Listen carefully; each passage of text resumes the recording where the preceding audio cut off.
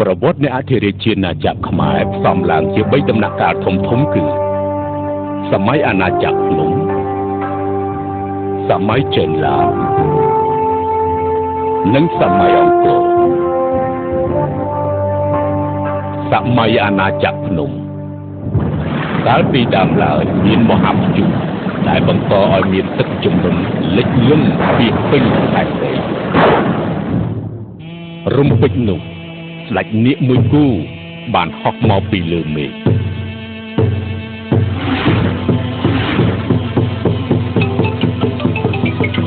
ហើយស្រោចយកទឹកសមុទ្របង្កើតបានកោះមួយដែលមានមនុស្សជាច្រើនយ៉ាងសុខសែនសាមានម្ចាស់ស្ត្រីមួយអង្គព្រះនាមសោមាព្រះនាងព្រមទាំងពលសេនាបានធ្វើដំណើរទៅប្រយុទ្ធជាមួយព្រះអង្គម្ចាស់កោណ្ឌញ្ញក្សត្រទាំងពីរកំពុងត្រៀមធ្វើសង្គ្រាមជាមួយតែជាបានលេចទៅមន្ត្រីសុខហើយមន្ត្រីមិនគួរប្រយុទ្ធជាមួយព្រះអង្គម្ចាស់អង្គនេះទេតែព្រះអង្គបានឈ្លានពានអាណាចក្រភ្នំរបស់យើងទេទូលព្រះបង្គំគ្រាន់តែមកតាមការយល់សុបិនតែប៉ុណ្ណោះទូលព្រះបង្គំទូលតាមការពិតព្រះបិតាមិនអីទេបុត្រីក្សត្រាអង្គនេះជាគូនឹងបុត្រីកាលពីអតីតជាតិក្សត្រាអង្គនេះតើបុត្រីយល់យ៉ាងណាដែរព្រះអង្គសព្វរាជហឫទ័យរៀបអភិសេកជាមួយបុត្រីរបស់យើងទេព្រះករណាថ្លៃរួចចុះចំណែកបុត្រីវិញទទួលព្រះរាជអង្គការ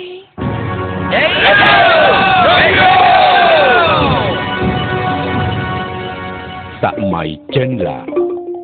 ដំណរក្រោយមកអាណាចក្រភ្នំនិងចេនឡាបានរួបរวมគ្នាជានគរតែមួយធ្វើឲ្យផែនដីសុវណ្ណភូមិកាន់តែរីកចម្រើន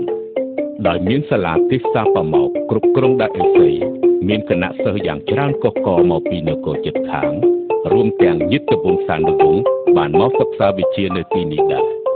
ក្នុងនោះព្រះបាទជ័យវរ្ម័នទី2បានក្លាយជាព្រះរាជាដ៏ខ្លាំងបំផុតនៅពេលដែលនគរជួបគ្រោះមហន្តរាយព្រះអង្គបានប្រយុទ្ធប្រជែងរៀបចេញពីកណ្ដាប់ដៃសក្តិបន្ទាប់មកព្រះអង្គបានធ្វើនយោបាយបង្រួបបង្រួមនគររវាងចេនឡាគូនិងចេនឡាទឹកព្រះអង្គបានកសាងប្រាសាទជាច្រើនឧទ្ទិសថ្វាយដល់ព្រះអាទិទេពនិងបុព្វបុរសដើម្បីសម្ដែងកតញ្ញូតាធម៌ព្រះអង្គបានចងចំណងការទូតនិងធ្វើពាណិជ្ជកម្មជាមួយប្រទេសជិតខាងចាប់ពីពេលនោះមកព្រះរាជាចំនួនក្រោយៗបានយកគំរូតាមព្រះអង្គសម័យអង្គរព្រះអង្គម្ចាស់ជ័យវរធនបានកសាងក្រុងអង្គរព្រះអង្គបានប្រែក្លាយដីដែលស្ងួតហែងឲ្យទៅជាដីកសិកម្មខៀវស្រងាត់ព្រះអង្គបានកសាងប្រាសាទជាច្រើនដូចជាប្រាសាទតាព្រំនិងប្រាសាទបាយ័នព្រះអង្គទទួលកិត្តិនាមជាព្រះបាទជ័យវរ្ម័នទី7ក្នុងឆ្នាំ1181នៅក្នុងរជ្ជកាលរបស់ព្រះអង្គនគរមានសន្តិភាពប្រជារាស្ត្ររស់នៅសុខដុមរមនាគ្មាននគរជិតខាងណាហ៊ានឈ្លានពានព្រះអង្គដឹកនាំព្រះនគរក្លាយជាអធិរាជាណាចក្រខ្មែរស្ដេចកនប្រមាណ4សតវត្សរ៍ក្រោយមកភាពរុងរឿងរបស់អធិរាជាណាចក្រខ្មែរបានធ្លាក់ចុះដោយសារការគ្រប់គ្រងរបស់សាសនាខ្លះមិនប្រកបដោយទុច្ចរិតរាជធម៌ពេលនោះមានក្មេងវត្តម្នាក់ឈ្មោះកនជាមនុស្សប្រកបដោយគុណធម៌ភាពវៃឆ្លាតនិងមានទេពកោសល្យលើគ្រប់ជំនាញព្រមទាំងមានការគាំទ្រពីប្រជារាស្ត្រនិងព្រះសង្ឃបានក្រោកឡើងធ្វើបដិវត្តប្រជាជនដើម្បីបង្រួបបង្រួមនគរឡើងវិញគាត់បានក្លាយជាស្ដេចព្រះស្រីជេដ្ឋា យើងនិទានពីអធិរាជាណាចក្រខ្មែរដោយផ្ដើមត្រឹមព្រះអង្គម្ចាស់ជ័យវរធន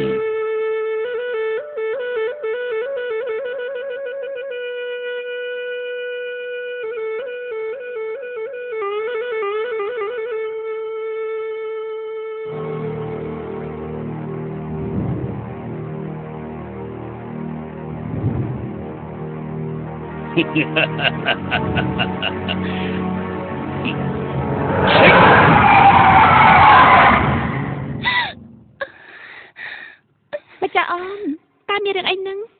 នៅពេលដែលខ្ញុំម្ចាស់កំពុងតែបន់ស្រន់ស្រាប់តែស្រមៃឃើញអ្នកក្រៀតត្រូវសត្រូវធ្វើគុណអ្នកក្រៀតមិនសគត់ឡើយវាមិនអាចខ្លាចជាការពិតបានទេ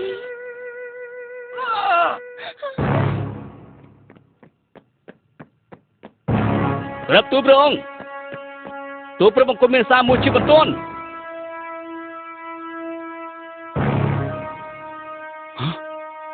ស្ត្រីចូលឈ្លានពានព្រះនគរទេ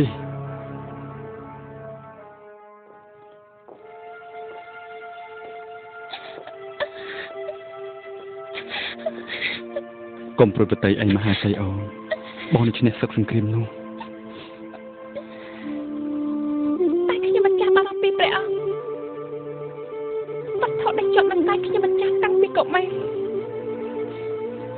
គឺព្រះរាជកំសែងនេះតំណាងឲ្យព្រះកាយនិងព្រលឹងរបស់ខ្ញុំម្ចាស់វានឹងចង់ព្រលឹងរបស់យើងទាំងពីរ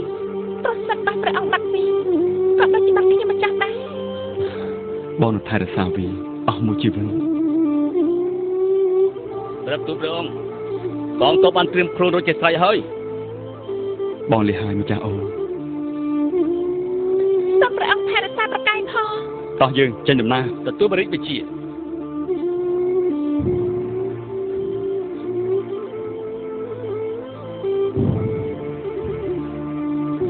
លីហើយសូមឲ្យបានសុខ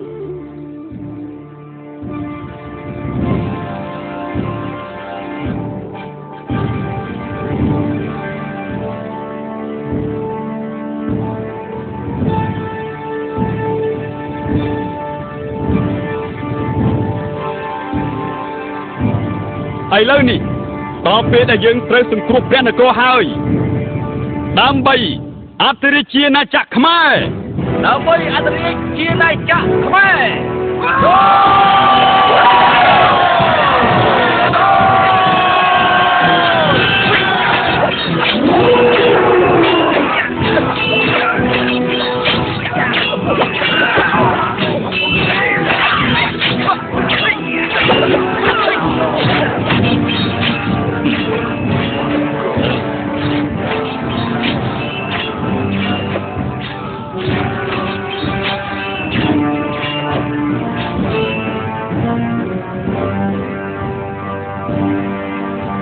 សូមព្រះមេត្តា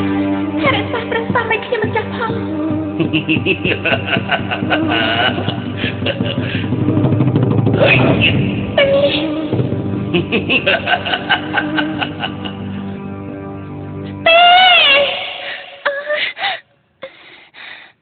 ម្ចាស់អូនម្ចាស់បងមានរឿងអីព្រះសាមកំពុងមានគ្រោះថ្នាក់ខ្ញុំម្ចាស់នឹងបានស្រន់សូមឲ្យព្រះតាមជួយព្រះអង្គឲ្យផុតពីគ្រោះថ្នាក់កុំបាត់ស្រន់យូរពេកម្ចាស់អូនអាចនឹងមានគ្រោះថ្នាក់ដល់ជីវិតបានមានរឿងអ្វីកើតឡើងសូមម្ចាស់បងថែរក្សាព្រះអង្គផងកុំមានដំណើរដូចនេះម្ចាស់អូនម្ចាស់បងនឹងត្រឡប់មកវិញខ្ញុំម្ចាស់នឹងបានស្រន់សូមឲ្យព្រះតាមជួយព្រះសាមឲ្យរួចផុតពីគ្រោះថ្នាក់ឯមែននេះខ្ញុំម្ចាស់គ្មានជំរឿអ្វីក្រៅពីនេះទេ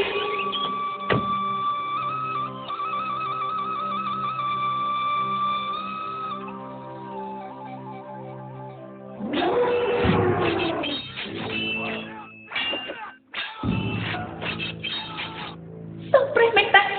តាមថែរក្សាព្រះសាមឲ្យខ្ញុំម្ចាស់ផង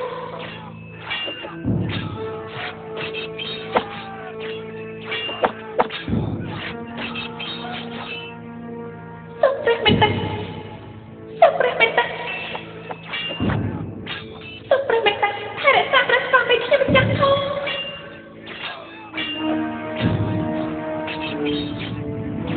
ព្រះ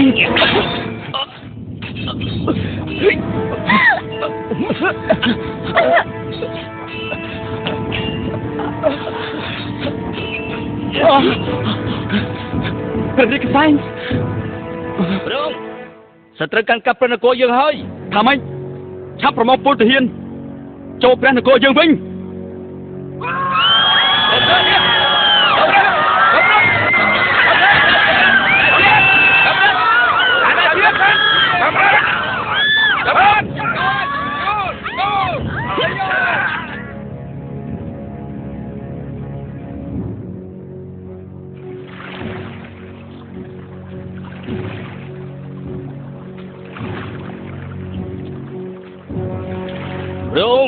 Tôi tốt cô không ai bảo với thôi. Coi vì bỏ giờ, chỉ được xâm lập với đấy. Ai tự son rõ cá bật muốn cảnh ọc. Đúng. Tôi cũng tất thôi cho mấy. Đã tầm lòng từ đó phổ biến. Tôi đi bây giờ. Anh ở tam phanh cá, dương nữa từ tôi chơi chấm nhạc mình than. Tôi đi bây giờ.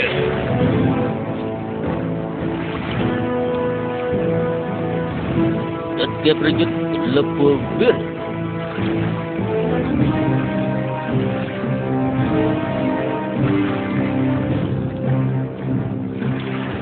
Diam. Baik.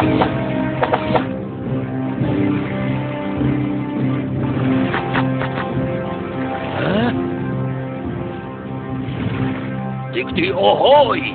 Kowe tak dapat ohoi. Kowe nanti ni. Raskun men, Slavia. Hah? Oi.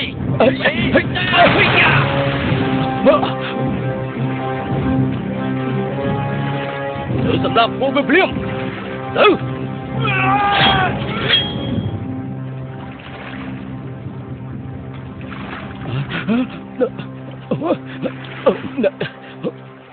Miếng bánh đam trong coi thế.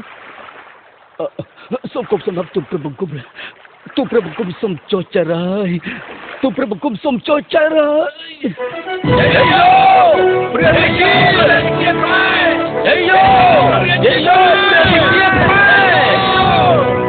យាយយោអធិរាជាណាចក្រខ្មែរម៉ែ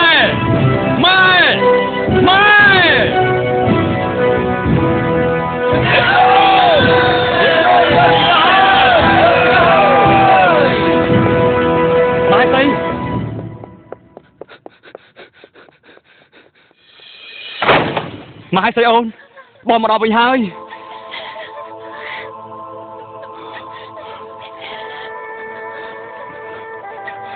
มาให้ใส่โอน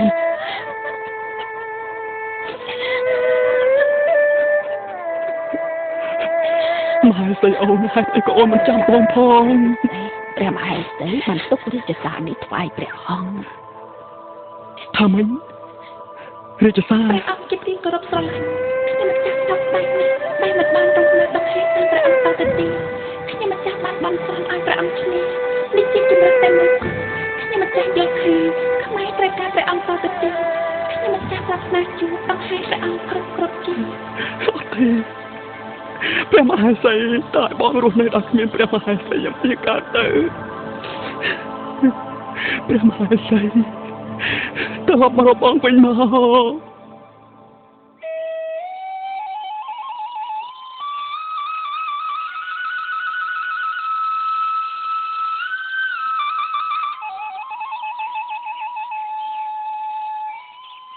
សូមព្រះរាជកន្សែងស្ថិតនៅជាមួយម្ចាស់អង្គជារៀងរហូត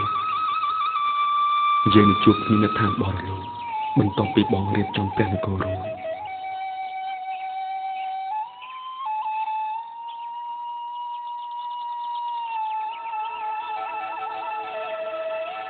ព្រះរាជកន្សែង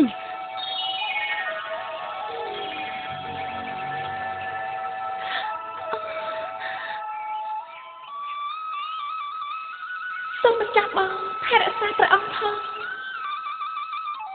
ព្រះមហេសី